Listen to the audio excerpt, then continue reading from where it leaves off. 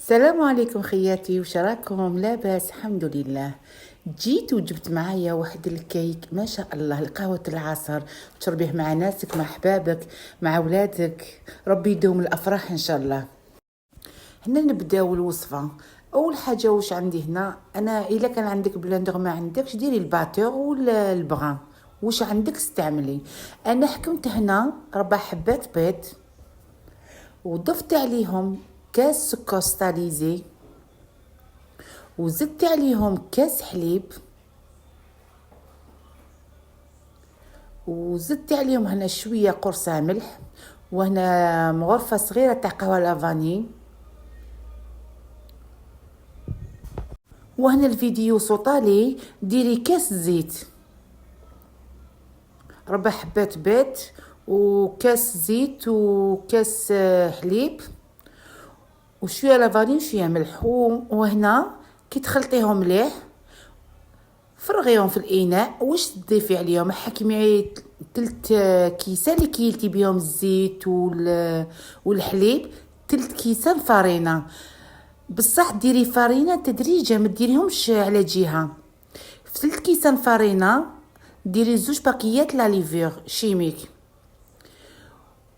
و سا ديبون اسكو فرينه تشرب لك ولا ما تشرب لكش. تقدري ما ديريش 3، تقدري تروحي حتى 2 ونص، راكي تعرفي.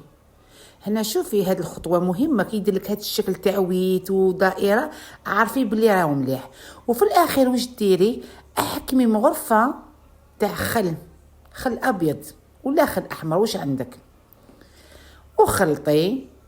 واني نشكل في الويت وهذيك الدائره كي يطلع لك ويحبط، عارفي بلي الكيك تاعك او ناجح. دخلي كاع هذوك المقادير اللي قلت لك عليهم.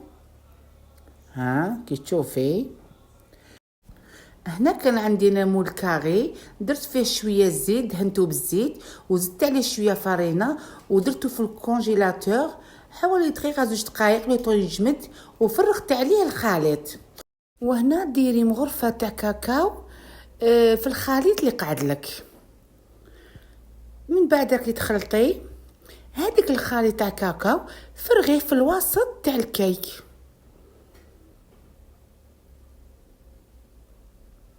انا بعد ما خلطته كي تشوفي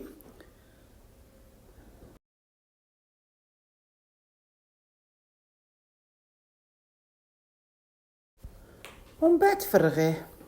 كي تشوفي الصوره يتعبر. فرغي كاع هذاك الخليط تاع الشيكولا في الوسط تاع الكيك.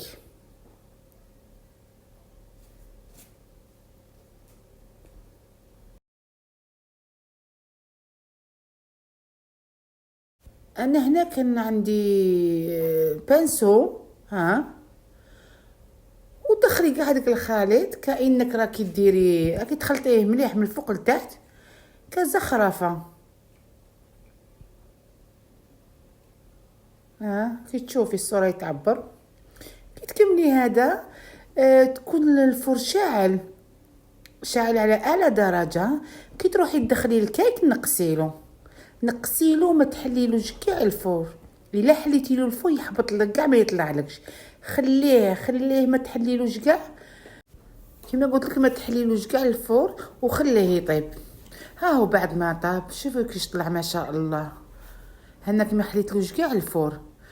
ومن الفوق كي تخرجيه خليه يبرد شويه، ولا عندك ناباج ديري من الفوق، ولا ما عندكش ديري المعجون. انا درت المعجون ودرت هنا اللوز ايفيلي حمصته ودرته من الفوق.